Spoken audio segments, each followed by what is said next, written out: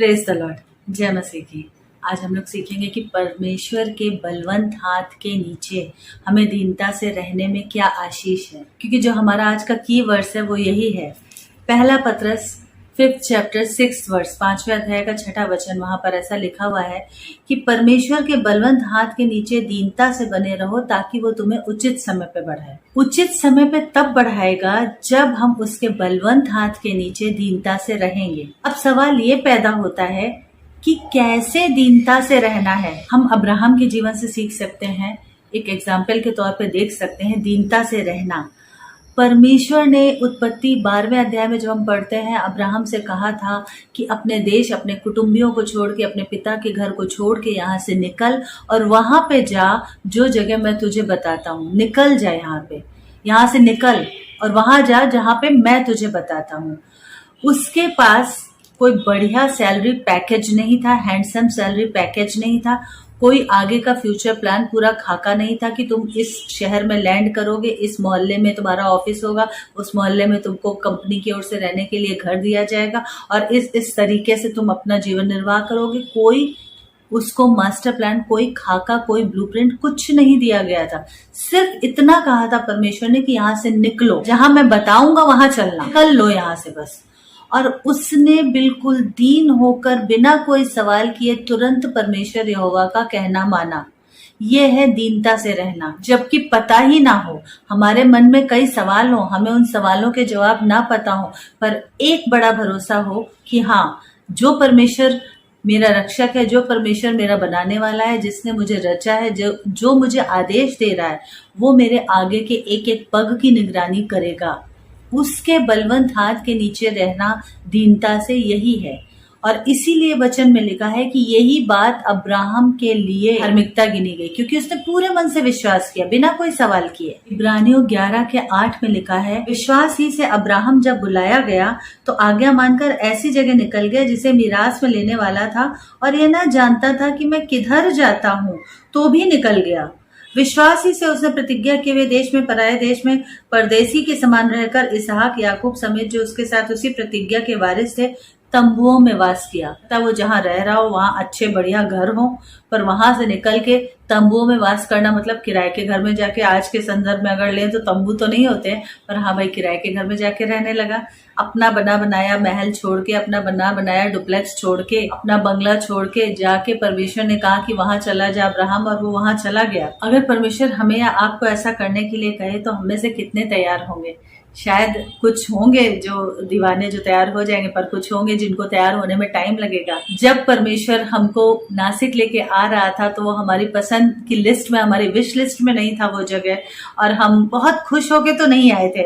Specially मैं बहुत happy होके तो नहीं आई थी, ओ वाओ प्रभु वेरी गुड, आप मुझे लेके जा रहे हो प्रॉमिस वाली जगह में। नहीं, ऐसा नहीं था। पर क्योंकि हम ये जानते हैं कि उसके हाथ में जब हमने अपने आप को दिया है और वो कहता है कि मेरी सारी योजनाएं तुम्हारे लिए भलाई की हैं, तो जरूर उसमें से ही भलाई निकलेगी। जो वो कह रहा है, जो परमेश्वर कह रहा है, जो यहोवा कह रहा है, जो यीशु कह रहा है, उसमें से ही हमारे लिए भलाई निकलेगी। कई बार हम सोचते हैं कि नहीं, हमारे तरीके से काम हो तो ज्यादा ठीक है, पर यशाया 55 उसके 8वें और 9वें वर्ष में वचन कहता है कि तुम्हारी सोच जमीनी है, मेरी सोच आसमानी है।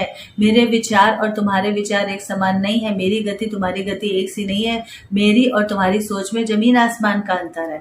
हमको अपने अगले पल का भी पता नहीं होता और हम सालों के प्लान बनाते हैं, और परमेश्वर को हमारे आखिरी सांस तक का पता होता है, क्योंकि उसने सब कुछ लिख रखा है। बुक ऑफ लाइफ में जब हमारे जीवन की पुस्तक में नाम लिखे गए हैं, यिर्मयाह 1:5 में कहता है, माँ के में रचने से पहले मैंने तुझ पर चित्त लगाया है। तो कितनी अच्छी बात होगी अगर हम उसके बलवंत हाथ के नीचे दीनता से बने रहे, ठहरे रहे विद पेशेंस, विश्वास के साथ कि हाँ, उचित समय पे वो हमें बढ़ाएगा। पर हम जल्दी में होते हैं, हम हड़बड़ी में होते हैं, और सबसे ज्यादा हम अपनी मर्जी चलाने के लिए बहुत इच्छुक होते हैं कि नहीं प्रभु, मेरे वाले तरीके से, ऐसे मेरे तरीके से काम होना चाहिए, और 100 सवाल करते हैं अगर परमेश्वर अपना तरीका बताता है तो। पर यहाँ पर अब्राहम है, बिना कोई सवाल किए निकल गया। परमेश्वर ने कहा निकलो यहाँ से, अपने कुटुंबियों और पिता के घराने के बीच से, और वो निकल गया। जब हम परमेश्वर पे पूरा विश्वास करते हैं और अपनी छोटी बुद्धि की टांग नहीं अड़ाते, उसका कहना मानते हैं, वो है दीनता से रहना उसके बलवंत हाथ के नीचे, और तब आशीष आती है। लेकिन जब हम कई बार अपना छोटा सा दिमाग लगाते हैं, अपनी बुद्धि की तिकड़म भिड़ाते हैं, तो वहां पर हम परमेश्वर के खिलाफ काम कर रहे होते हैं, उसकी मर्जी के खिलाफ। फॉर एग्जाम्पल, उत्पत्ति के 11 चैप्टर में जब हम देखते हैं, उसके पहले और चौथे पद में पढ़कर ये वाली बातें देखते हैं कि वहां पर मनुष्य, सारी धरती के इंसान एक साथ मिलकर एक बाबेल का गुम्मट बना रहे थे और कह रहे थे चलो हम आसमान तक पहुंच जाएंगे, हमको पूरी पृथ्वी पे इधर उधर फैलना ना पड़े, हम एक ही जगह रहेंगे और इतना बड़ा गुम्मट बनाएंगे, इतना बड़ा बनाएंगे, वो टावर बनाएंगे, बाबेल का टावर। इसीलिए वहां का नाम ऐसा पड़ गया, बाबेल मतलब गड़बड़ी, बेबीलोन गड़बड़ी। क्यों? क्योंकि परमेश्वर की मर्जी के खिलाफ वहां काम हो रहा था, और वहीं पर वही वो जगह थी जहां परमेश्वर ने इंसानों की भाषा में गड़बड़ी डाल दी, हर इंसान की बोली अलग कर दी। पहले पूरी धरती पे एक ही बोली थी सभी इंसानों की, लेकिन क्यों ऐसा हुआ? क्योंकि इंसानों ने परमेश्वर का कहना मानने से इनकार किया। उत्पत्ति 6 उसके 5वें वचन में वचन कहता है कि यहोवा ने देखा कि मनुष्य के मन में जो कुछ उत्पन्न होता है बुरा ही उत्पन्न होता है। और उसके बाद उसने नूह से कहा था कि मैं जल प्रलय लाऊंगा। नूह ने जहाज बनाया था, उसमें बैठ के 8 प्राणी बच गए थे। उसके बाद परमेश्वर ने जल प्रलय खत्म होने के बाद जब अपना मेघ धनुष एक सिंबल के रूप में दिया था कि अब से मैं धरती पर इस तरह से जल प्रलय नहीं लाऊंगा और मनुष्यों के बीच में नाश नहीं करूंगा, तब उसने कहा था कि फूलों फलों और पूरी पृथ्वी पे भर जाओ। नूह के वंशजों को ये उसने आदेश दिया था जब नूह और उसके 8 प्राणी वहां से निकले हैं जहाज से जल प्रलय खत्म होने के बाद। उसने इंसानों को ये आदेश दिया कि फूलों फलों और पूरी पृथ्वी पे भर जाओ, और मैं इस धरती के सारे प्राणी जीव जंतु सब तुम्हारे अधिकार में देता हूँ। वो तुम्हारा भय मानेंगे, तुम्हारे अधिकार में रहेंगे। पर 11वें चैप्टर में हम क्या देख रहे हैं? परमेश्वर कह रहा है पूरी पृथ्वी पे भर जाओ। परमेश्वर तो हमको पूरी पृथ्वी रहने के लिए दे रहा है, पर इंसान क्या कर रहा है? एक ही जगह वहां बेबीलोन का टावर बनाया जा रहा है ताकि हमको, और कह रहा है ताकि हमको पूरी पृथ्वी पे फैलना ना पड़े, चलो एक ही जगह रह जाते हैं। इसलिए वो परमेश्वर की आज्ञा ना मानना, उसके बलवंत हाथ के नीचे ना रहना, उसके आज्ञाकारिता के खिलाफ काम करना, ये सारी चीजें प्रभु को पसंद नहीं थी, और इसलिए वहां पर दंडाया भाषा में गड़बड़ी आई। देखिए, एक चीज तो हमें समझनी होगी कि हमारी सुरक्षा और हमारी ढाल परमेश्वर है। यहोवा के पंखों के तले ही हम शरण लेते हैं तो सुरक्षित रहते हैं। यीशु हमारी सबसे बड़ी सुरक्षा है। मनुष्य खुद अपनी सुरक्षा नहीं कर सकता। मनुष्य कितना भी बड़ा बुद्धि और ज्ञान का विज्ञाता बन जाए, इंसान चाहे जितने भी आविष्कार कर ले, एक्चुअली आविष्कार करने के लिए भी उसको बुद्धि परमेश्वर ही देता है। तो इसलिए जब हम पूरे मन से विश्वास करते हैं और कहना मानते हैं दीनता से उसके बलवंत हाथ के नीचे, तब ही सच्ची आशीष आती है। फॉर एग्जाम्पल, मरियम और यूसुफ, इन दोनों के बारे में हम पढ़ के देख सकते हैं। मरियम के बारे में लूका के पहले चैप्टर उसके 34, 35 और 38 वर्ष में हम देख सकते हैं। जिब्राइल स्वर्गदूत ने आके कहा कि पवित्र आत्मा तुझ पर डेरा करेगा, परम प्रधान की सामर्थ तुझ पर छाया करेगी, तू एक पुत्र जनेगी। मरियम ने कहा मैं तो किसी पुरुष को जानती भी नहीं हूँ। जिब्राइल ने कहा, स्वर्गदूत ने कहा कि परमेश्वर की ओर से होगा, और मरियम ने कहा मैं प्रभु की दासी हूँ, मुझे उसके वचन के अनुसार, तेरे वचन के अनुसार हो। मरियम ये कह सकती थी कि अरे बाबा मैं कुंवारी हूँ। इस समय के मेरे समाज के नियम इतने कठोर हैं कि अगर उन्हें पता चले गए कुंवारी लड़की प्रेग्नेंट हुई है, वो मेरी इस बात को कभी नहीं मानेंगे कि पवित्र आत्मा के द्वारा मैं गर्भवती हुई हूँ, परमेश्वर की योजना मुझ में पल रही है, और वो मुझे पत्थर मार मार के मार डालेंगे। उसको ये पता था कि अगर परमेश्वर कोई बात कह रहा है तो उसको वो पूरा करने में भी सामर्थ्य है, मुझे सुरक्षा देने में भी सामर्थ्य है। और दूसरी तरफ उसका जो मंगेतर था यूसुफ, उससे उसकी मंगनी हो चुकी थी। यूसुफ को जब ये बात पता चली, मत्ती के पहले चैप्टर में हम पढ़ के देख सकते हैं 18 से 21 तक और 24 और 25 वचन, वहां पर ऐसा लिखा हुआ है कि यूसुफ ने सोचा कि भाई मैं एक भला व्यक्ति हूँ और मैं मरियम को बदनाम तो नहीं करूंगा, तो मैं क्या करूंगा, मैं चुपके से मरियम को छोड़ के कहीं चला जाऊंगा।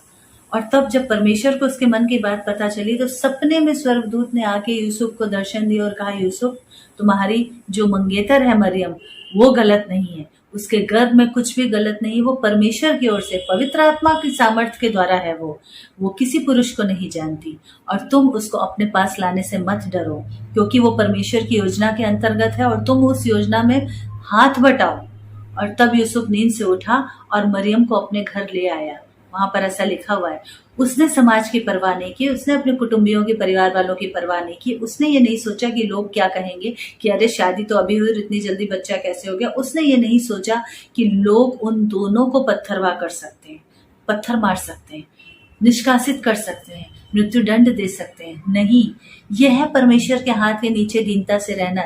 चाहे जान का खतरा लगे, पर अगर परमेश्वर से क्लियर वॉइस सुनी है, स्पष्ट आवाज सुनी है, स्वर्गदूत से सामने सामने आदेश पाया है, तो परमेश्वर का कहना मानना, उसके बलवंत हाथ के नीचे दीनता से रहना, खुशी से, प्रेम से कहना मानना, डर के या मजबूरी में कहना मानना दीनता से रहना नहीं है। खुशी से कहना मानना, क्योंकि हम उस पिता को, उस प्रेमी प्रभु यीशु को प्यार करते, इसलिए कहना मानेंगे। एक और एग्जाम्पल है जहाँ कहना तो माना गया पर मन से नहीं माना गया, उसको भी देख लेते हैं बाइबल से। दूसरा इतिहास, उसका 25वां अध्याय, उसके 6 से लेकर 9वें वचन तक। वहां पर यहूदा के राजा अमस्याह का वर्णन है, जिसने अपने विरोधियों से युद्ध करने के लिए क्या किया था, 100 किक्कार, यानी आज के नाप तौल में अगर देखें तो लगभग 3.75 टन, 3.25 टन चांदी देकर इजराइल से सेना बुलाई थी अपने साथ लड़ने के लिए। लेकिन इजरायलियों के काम ऐसे होते थे, इजरायली राजाओं के, जो परमेश्वर को उन दिनों बिल्कुल नहीं भा रहे थे, बिल्कुल पसंद नहीं थे, उनके मन से उतरे हुए थे। और परमेश्वर ने कहा था, एक दूत भेजा था, परमेश्वर ने अपना एक नबी भेजा था उस राजा अमस्याह के पास, और उसने कहा था कि उन लोगों को, उस सेना को अपने साथ मत ले जाओ। तो उस राजा ने कहा कि अरे मैं तो 100 किक्कार यानी इतने टन, 3.25 टन चांदी दे चुका हूँ सेना को खरीदने के लिए, सेना को हमारे पक्ष में लड़वाने के लिए, अब क्या करूं? अब अगर मैं उनको मना करता हूं तो वो मेरा पैसा वापस नहीं देंगे। परमेश्वर के उस जन ने कहा, उस नबी ने कहा, यहोवा तुझे इससे भी कहीं अधिक दे सकता है, तो उस चांदी का, उस नुकसान का तू गम ना कर, तू वो कर जो प्रभु कहता है, जो यहोवा कहता है। उनको अपने साथ युद्ध में मत ले जा, यहोवा की सामर्थ पे जा। उस राजा अमस्याह ने, यहूदा के राजा ने कहना तो माना पर मन से नहीं माना। इसलिए आगे इस घटना को आप पढ़ के देखिएगा, दूसरा इतिहास उसके 25वें चैप्टर में।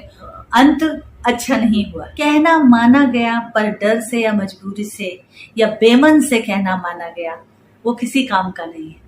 परमेश्वर के बलवंत हाथ के नीचे दीनता से रहना वो है कि हाँ प्रभु, तू हमें जहाँ रखेगा, जिस हाल में रखेगा, हमें पता है कि उसमें से भलाई निकलेगी। यही एक बात है जो हम अपने पूरे मसीही जीवन के सफर में सबसे देर में सीख पाते हैं, या शायद कुछ लोग तो सीख भी नहीं पाते हैं, कि प्रभु मेरी नहीं तेरी मर्जी पूरी, पिता मेरी नहीं तेरी इच्छा पूरी हो। यीशु हमको ये एग्जाम्पल दे के गए हैं सामने से कि कितना भी कठिन पहला है, पिता मेरी नहीं तेरी मर्जी पूरी हो। और वचन में ये प्रॉमिस है कि परमेश्वर तुम्हें सामर्थ से बाहर परीक्षा में कभी नहीं डालेगा। और फिर भी हम सबसे देर में ये कहना सीख पाते हैं, शायद कई बार नहीं भी सीख पाते हैं, पर जितनी जल्दी हम ये कहना सीख जाएं कि पिता मेरी नहीं तेरी मर्जी पूरी हो, उतनी जल्दी हमारा जीवन धन्य और आशीषित हो जाएगा।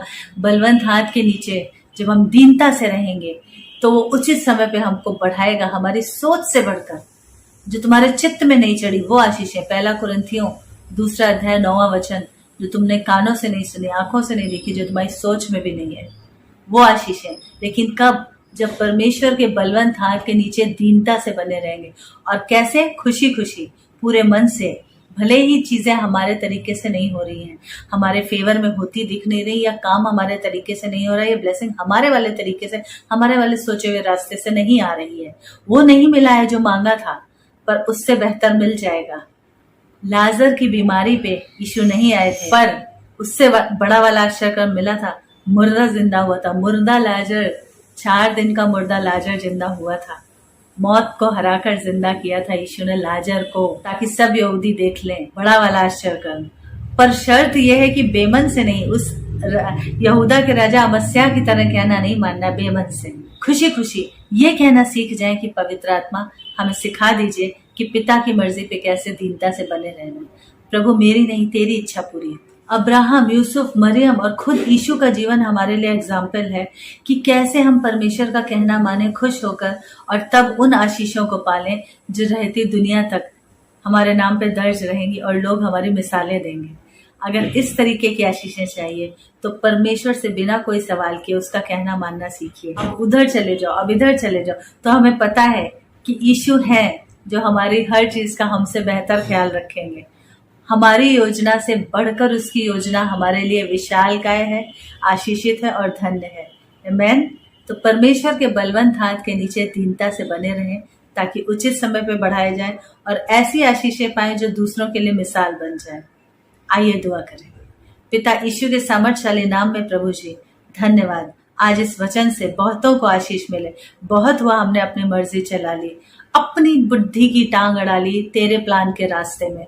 हमें सारा की तरह जल्दबाजी नहीं करनी प्रभु।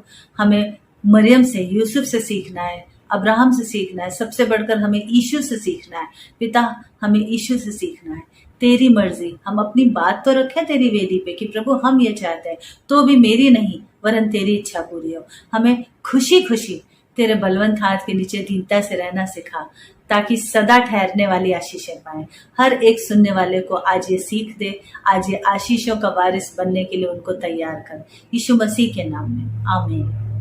God bless you.